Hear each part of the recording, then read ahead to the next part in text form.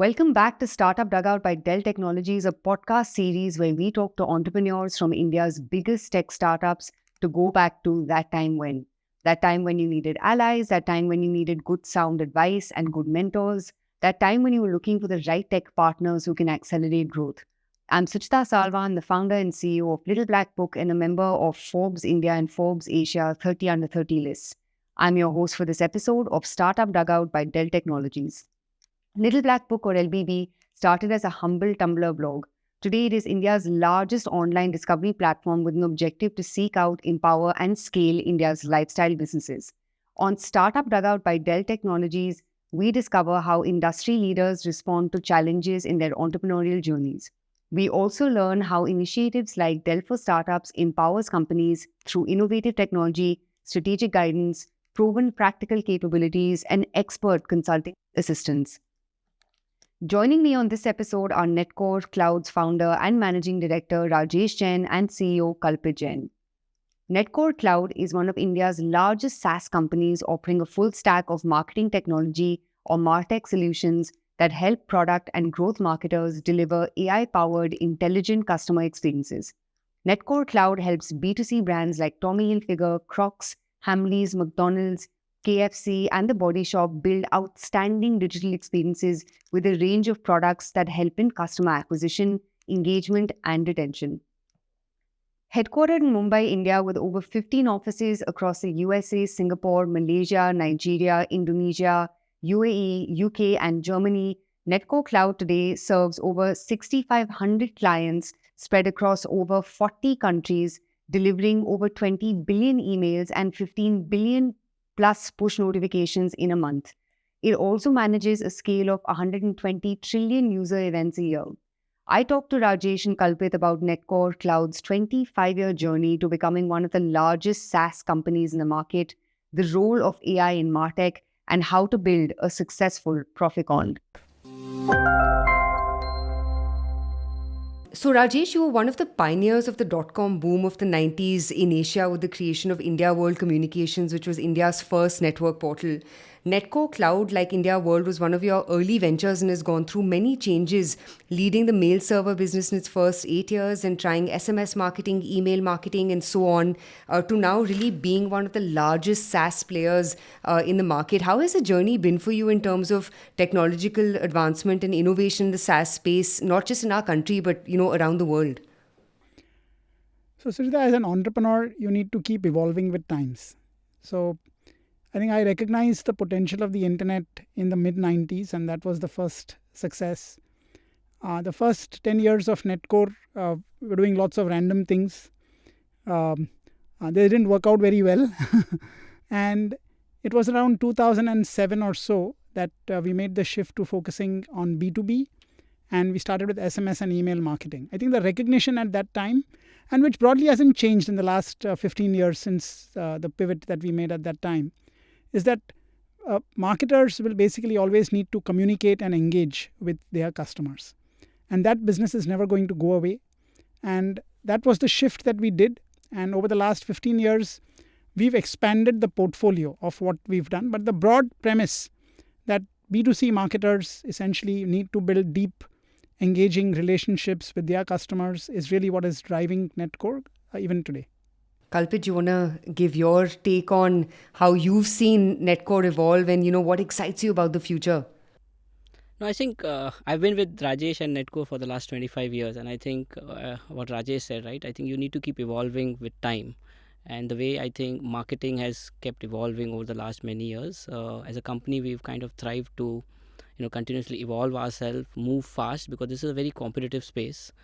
You need to be moving very fast because the expectations what our brands have with us in the way they want to engage and communicate and build relationships with their end consumers has just been changing very fast. So I think the fact that you need to be innovative, you need to be fast and early to the market, I think is the one which has really helped us as a company, keep improving and evolving over a period of time.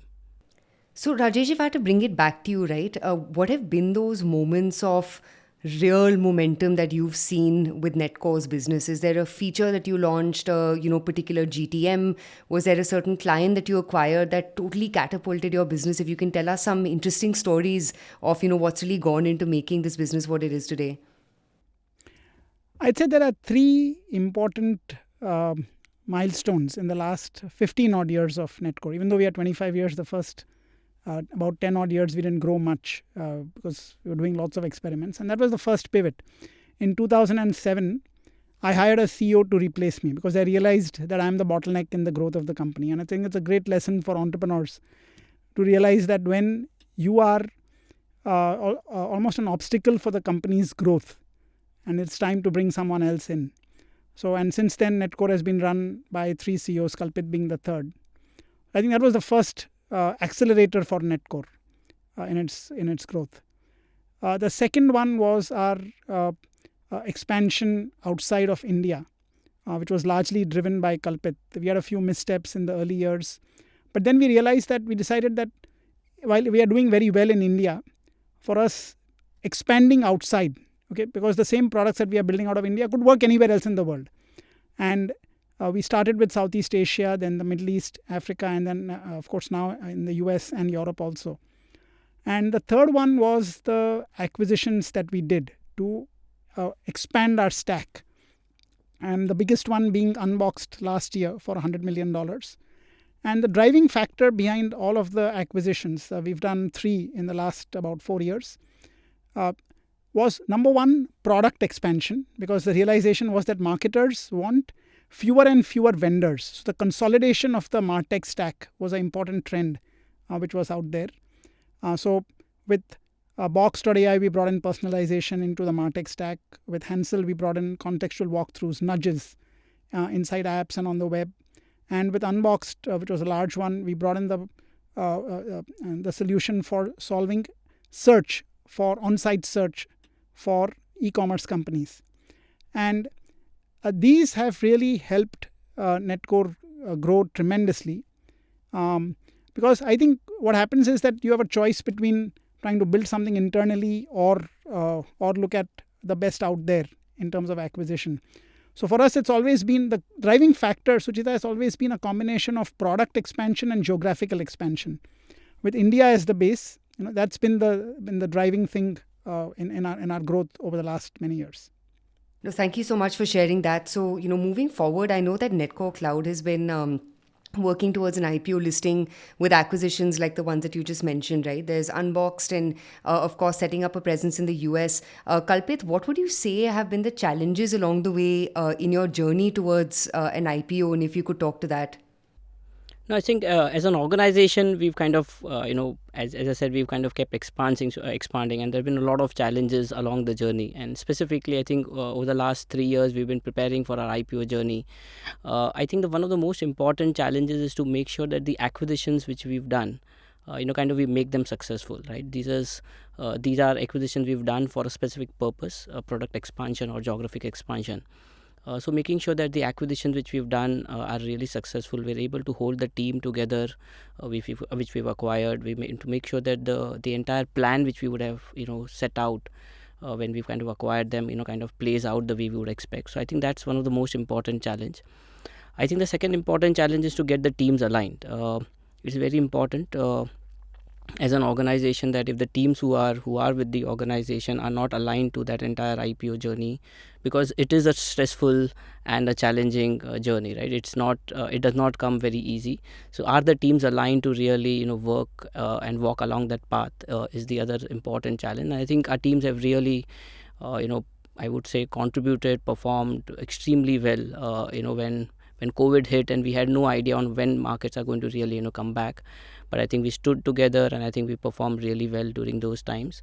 The third one I think is also to make sure that we look at continuously keep expanding our international presence. While India has been one of our dominant markets, I think there's a lot of opportunity in markets outside of India. Southeast Asia, growing market, US and Europe, we all know they are fairly large markets. But at the same time, US and Europe are mature markets. So how do you continuously keep learning, kind of scaling up those markets is the other important thing. So I think those have been the challenges which we've seen, and I think there's a lot more, I would say, which all of us as a company at Netcore probably should expect. But I think those are the places where I think we all learn, evolve, and grow as an individual also. Absolutely. So, Kalpit, you've spoken about harnessing the full potential of the hottest term of, at least the past 6 months, which has been generative AI, specifically in the MarTech space. You've also said that it's revolutionizing the marketing industry and is not a replacement for humans, but rather an augmentation. How do you think companies can best use AI to effectively add to their overall marketing tech or their marketing strategies? No, I think we all talk about it, and there are a lot of articles which says generative AI, ChatGPT would replace humans. I would say actually it will augment humans more than replacing. It's a very clear, answer to how generative AI can continuously help marketing folks to become better with their marketing strategies. It will help them become more efficient in how they are driving their marketing strategies. And at Netcore, we being a MarTech company, I think one of the most important things which we help marketers do is how can generative AI help you create content using ChatGPT? How can it help you create creatives and designs, through generative AI, ChatGPT? At the same time, how can it help you understand your users better, and because you understand your user and your end consumer better, I think you can then create those tailored personalized experiences which every brand today wants to give to its consumers.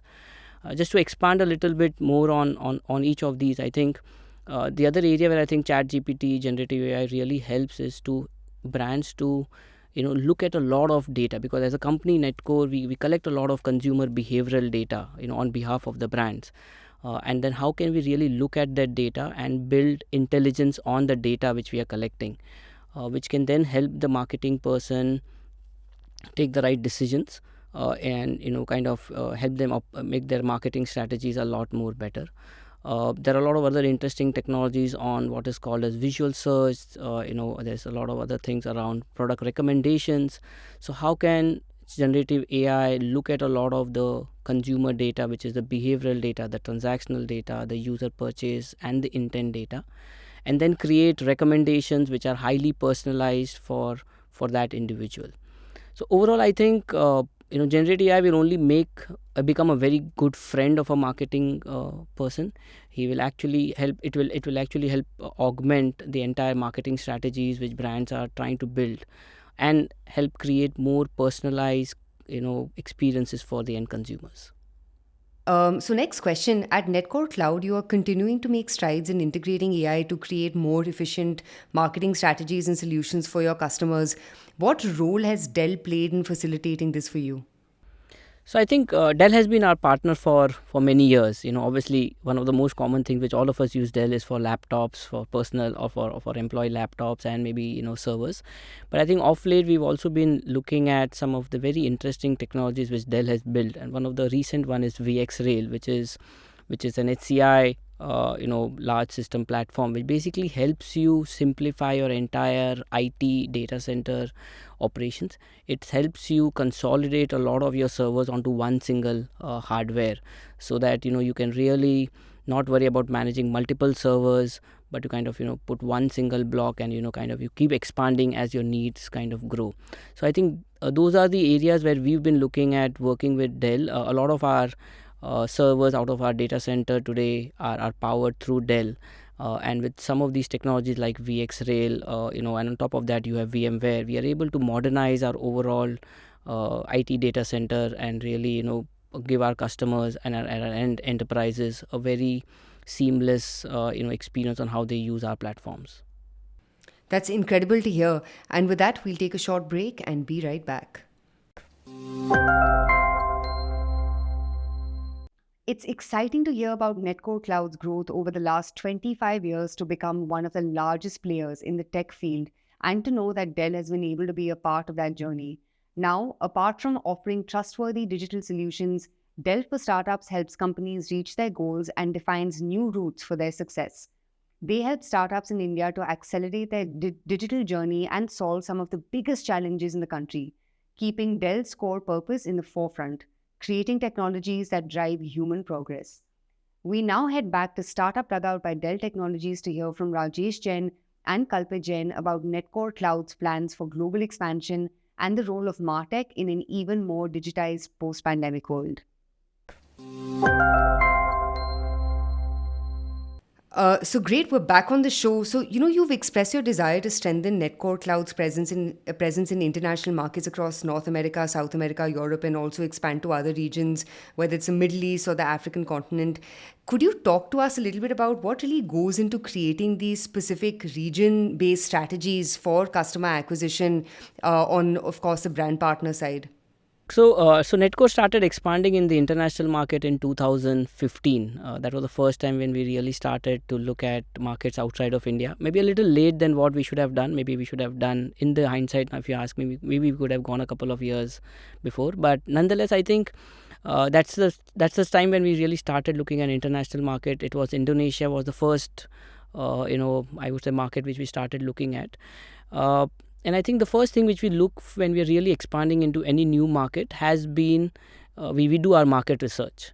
And the market research are around many things. One is how is the internet penetration, because a lot of what we offer requires that consumers are really hooked on to internet and really making online purchases, and e-commerce and others are growing. So I think the first thing which we look at is how is the internet penetration growing in each of these markets.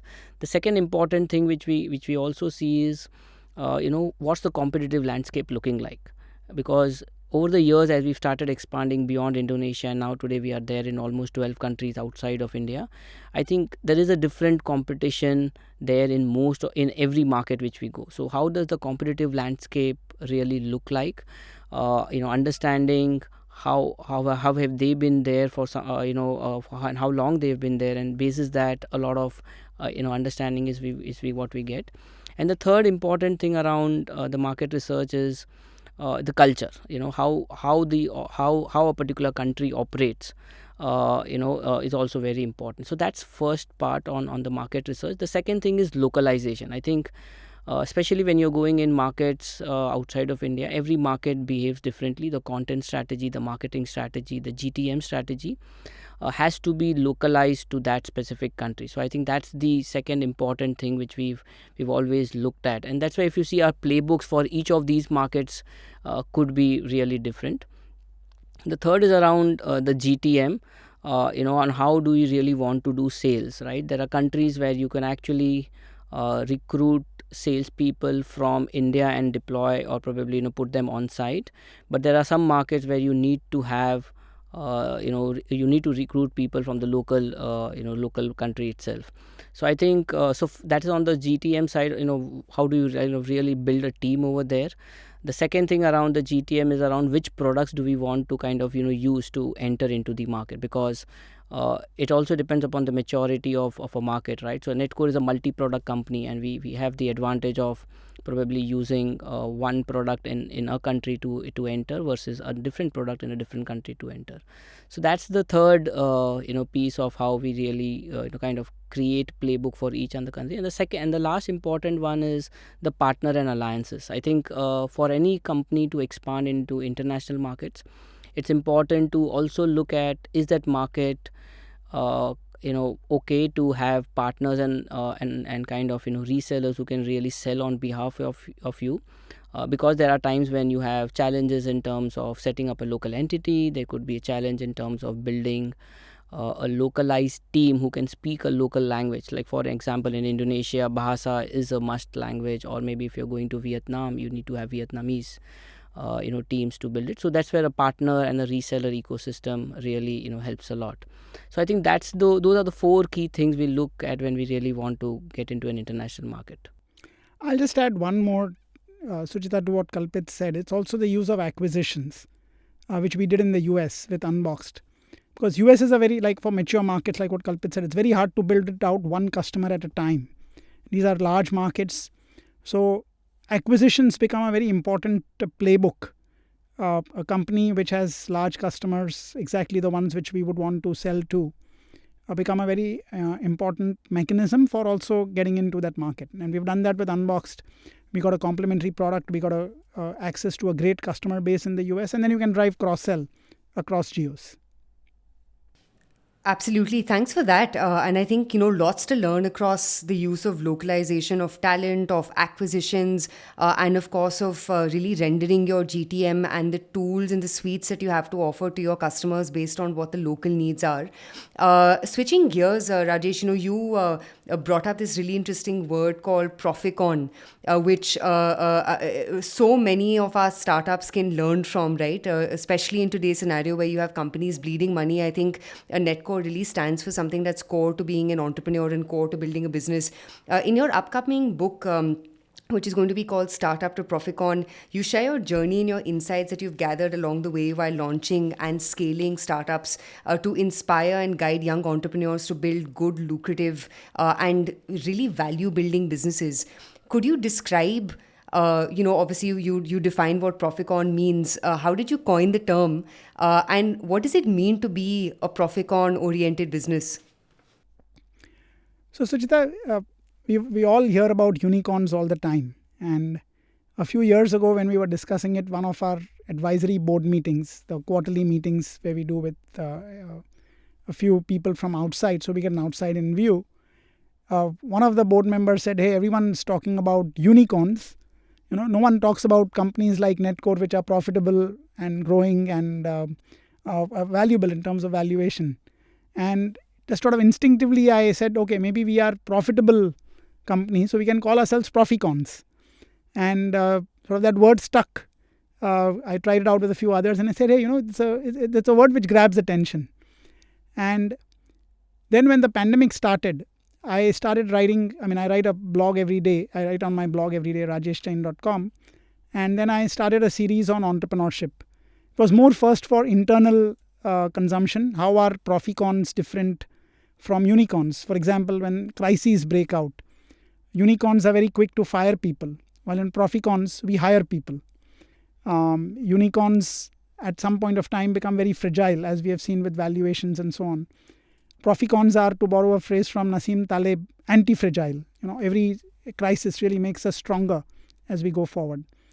So it started as a blog series at that time, and then I would send it out internally. People loved it. And that became the sort of origin for the book, which is Startup to Proficon. And in the book, the focus really is on how can entrepreneurs build businesses without raising external capital. And I've built two businesses. India World, my first company, was also bootstrapped. And we got a very good exit. It was one of the largest exits at that time. It was sold for 500 crores in November 99. And since everyone likes to talk of multiples on revenue, that was 166 times revenue.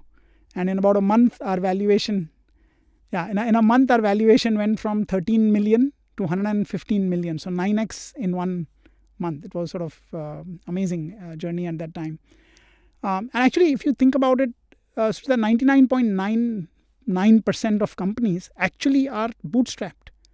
We only hear about the companies which get funding. No one talks about entrepreneurs who are raising maybe small amounts of capital from friends and family, or just putting up their own capital to build their businesses. And there's a lot of value in such businesses because you have a lot of freedom to operate. The focus becomes very quickly on profitability because there is no other source for you to grow. There's no external capital. So unless you're figuring out how you're going to make money, your business will die.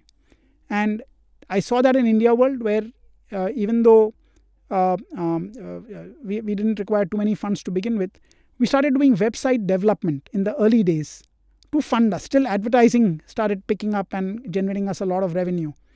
And a lot of others tried to rely only on traffic, and external capital actually died at that time. Even in Netcore, we've focused very strongly on building a profitable foundation. Our SMS, email businesses have become very good engines, which have helped us invest in the marketing stack, in acquisitions and so on.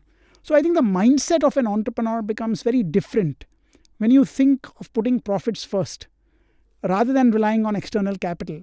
And the final point really is that for a unicorn, you want to get to $1 billion valuation. Founders end up typically owning maybe 10% of the company because you've diluted to external investors through the multiple rounds. And you can achieve the same kind of wealth creation for entrepreneurs with a $100 million valued Proficon which you would otherwise have to build to $1 billion with external capital. So I think for entrepreneurs, the natural tendency everyone has is to just go out and first try and raise capital. Instead, if entrepreneurs start focusing on customers and what's the problem I want to solve, I think they will be able to come out with a better business than one reliant on external capital. So that's the journey, and lots of stories which I talk about in my book, about from myself, some other Proficon entrepreneurs, and many questions which I've got from entrepreneurs through the journey. When should I hire a CEO? When do I decide whether to build the company or sell it? What about work-life balance? What if you make mistakes? What is it like to fail? And I failed 30 times in my life, while there have been 2 big successes. So lots of these, my 31 plus years as an entrepreneur, it's all there in the book. I'm very excited to read it. I have a follow-on question. This is something that I struggled with, which is how do you, as an entrepreneur, how do you play the long game, right? Because so much of, when you start on day one, you don't know if it's going to be a 5-year journey, a 15-year journey, or, 25-year journey. So how have you trained yourself to play the long game? Very good question, Suchita. So I think one of the ways to think, and I'm sure you and every entrepreneur thinks like that. See, we are not building a company to sell. Okay? We are building a company because we are excited about the problem that we are solving. And that excitement needs to be there. That's what gets us to wake up, come every day as if it's like the first day of a business. So I keep describing entrepreneurship as, it's like, think of it as a highway where there are no exits. Okay? Of course, you talk to VCs, you talk to Ps, you talk to potential buyers as they come along the way. On the journey, but the focus has to be on building a company as if you're going to run it for your entire life. And I think that creates a mindset where the focus is on customer problems. I think that's really what entrepreneurship is about: identifying gaps in the market, figuring out what are the best ways our products can really solve those problems. It's not about valuation. Money at the end of the day is a number. There are many ways to make money, but entrepreneurs, we are all excited with the problems that we really want to solve for customers. I'll give you an example. In Netcore, I'd said earlier that over 15 years we've focused on how do we solve the problems for marketers in terms of better communications, better engagement.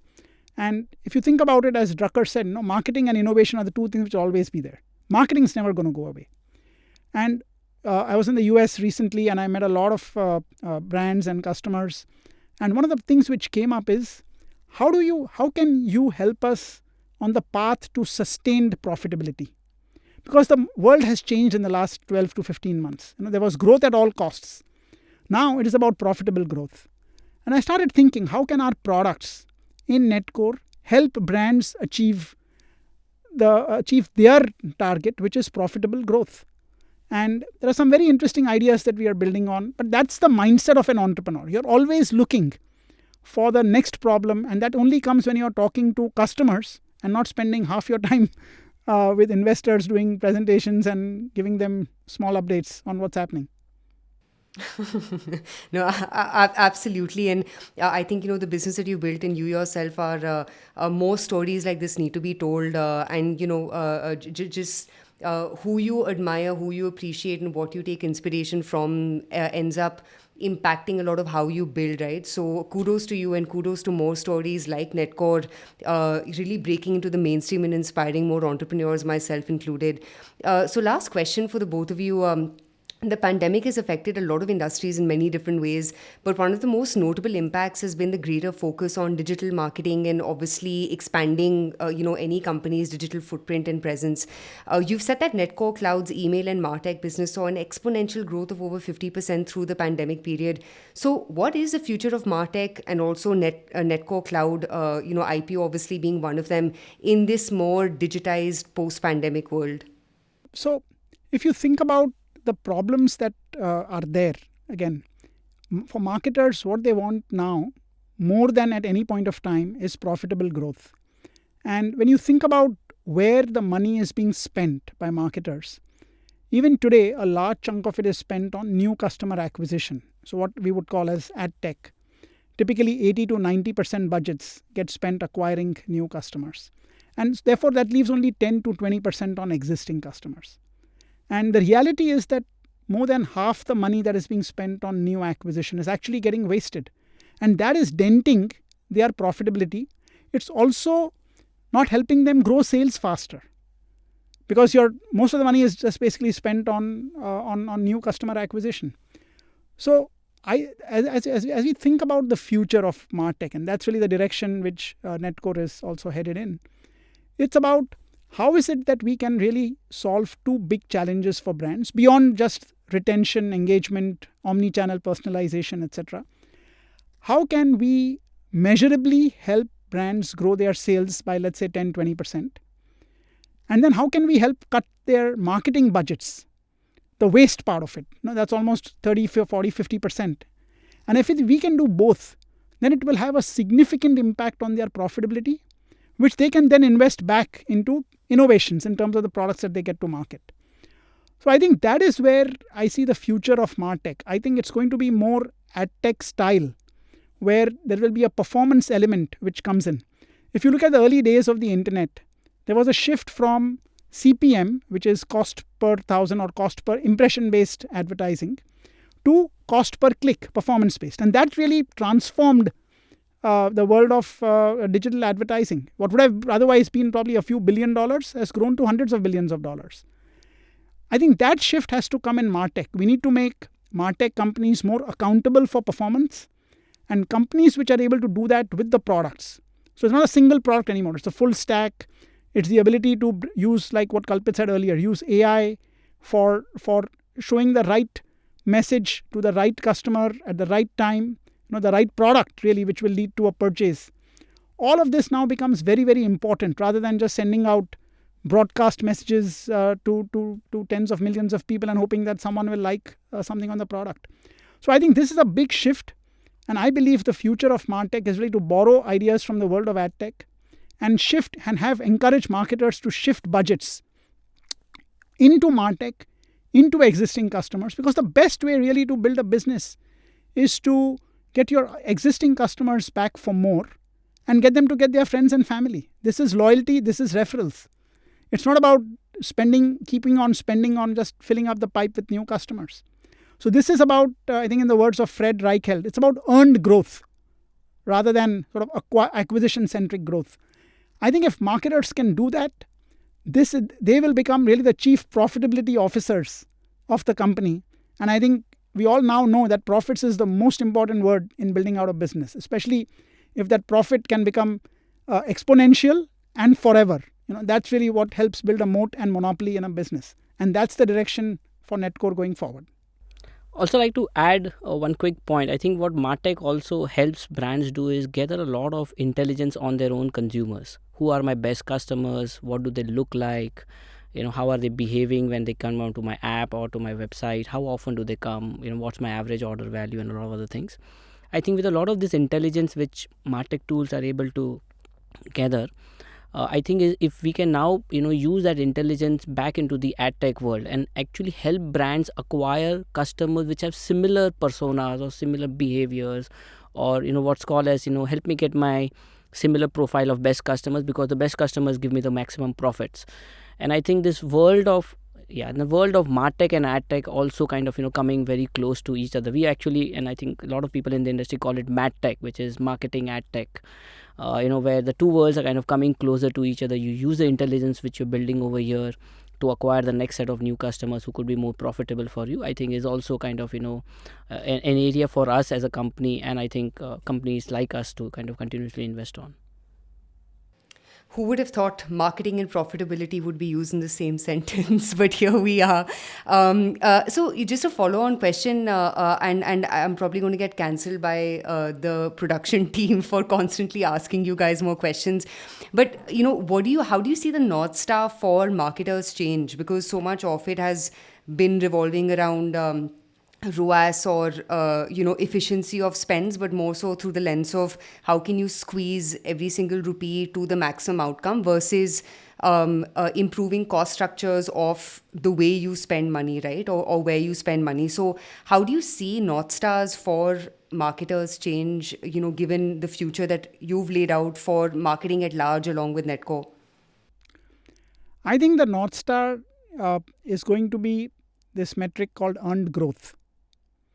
So what earned growth is really about how your existing customers are delivering more growth. In the SaaS world, we call it NRR, net revenue retention. So if I have my cohort of customers, what has been the growth in their spend with me as a brand previous 12 months versus this 12 months. So that's first. And the second parameter which comes in is referrals, because that is almost zero CAC, zero cost of acquisition. So I think the direction in the future has to be towards more of earned growth. And I think what Kalpit also said a short while ago, that all of this really leads to how can I bring down the cost of new customer acquisition, because that is the biggest pain point for brands today. It's like a mad race, but it's an expensive race, because you talk to a lot of marketers, they're seeing CAC go up 40-50% a year, and their revenues are not growing that fast. Their profitability is not growing that fast. And today, luckily, there are a lot of innovations, like inbox commerce, like atomic rewards, velvet rope marketing, what Kalpit spoke about, identifying your best customers. All of these innovations can actually help brands improve on their earned growth, which I think can be transformative for them in their journey to profitability. I think that's absolutely brilliant, and so many entrepreneurs tuning into this podcast can learn much more about all things MarTech, AdTech, and obviously Rajesh, your journey by buying your book, reading your blog, and of course re-listening to this episode, because I have for sure learned a lot. Many thanks for being a part of this. I've learned a lot, and I'm very grateful for your time. Thank you very much, Suchita. Thank you, Suchita. Thank you so much to Rajesh Jain, founder and managing director of Netcore Cloud, and Kalpit Jain, their CEO, for joining us on Startup Dugout by Dell Technologies. If you're an entrepreneur that's forging your path with your dreams, Dell for Startups can help you in your digital journey and transformation. For more details, check out the links in the episode description.